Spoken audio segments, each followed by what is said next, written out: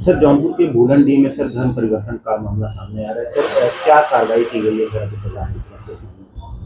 देखिए, कल दिनांक 29/10/2025 एक व्यक्ति द्वारा हमें सूचना मिली कि एक महिला अपने परिवार के साथ सरकी, जो कि केराकत थाना क्षेत्र में है, वहाँ पे धर्मांतरण और अपने घर में ही दूसरे लोगों को बुला के प्रार्थना करती है।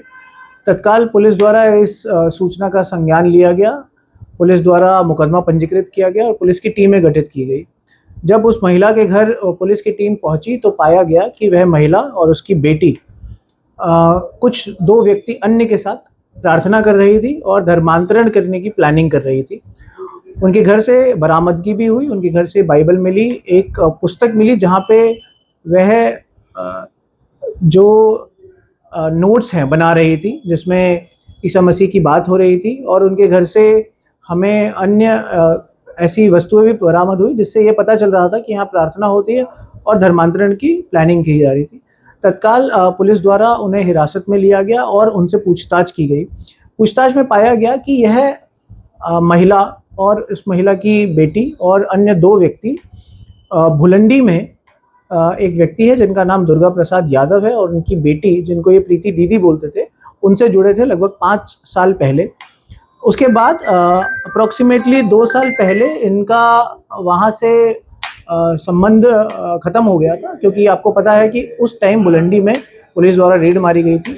और उसके बाद यह घर में ही प्रार्थना करने लगे और यह लोग जो दुर्गा प्रसाद यादव और ये प्रीति दीदी जिनको वो बोल रहे थे, उनकी यूट्यूब वीडियोस देखते थे और उनकी यूट्यूब वीडियोस की नोट्स बनाते थे और उन नोट्स को ही देखकर, उन नोट्स को ही पढ़कर यह दूसरे लोगों को भी इसके बारे में बताते थे।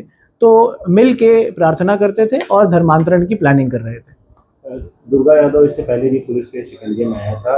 आखिर ये कैसे, ये जो पूरा उस एरिया में ही ये लोग काफी सक्रिय हैं सर, तो इस पे पुलिस इस पे तत्काल हमारी टीमों द्वारा भुलंडी जाया गया और पाया गया दुर्गा प्रसाद यादव वहाँ पर नहीं है। मैं इसके बारे में ये भी बताना चाहूँगा, इससे पहले भी हमारी टीमें द्वारा दुर्गा प्रसाद यादव के घर पे पूछताछ करने के लिए गए थे, बट दुर्गा प्रसाद यादव यहाँ पे नहीं है। जब उस महिला और उसकी बेटी से पूछा गया तो बताया गया दुर्गा प्रसाद यादव और जो उसकी बेटी प्रीति है वह यहाँ नहीं रहती है, वह कहीं और से यूट्यूब वीडियोस बना के अपलोड करती है जिन्हें ये सभी लोग देखते हैं। तो अब हमारी टीम, जिसमें हम साइबर की भी हेल्प लेंगे, इस पे काम करा जाएगा और पता लगाया जाएगा उनकी लोकेशन। सर, कुल कितनी गिरफ्तारी हुई है?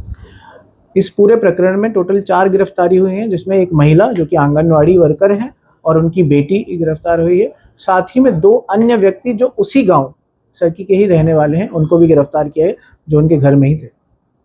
धन्यवाद।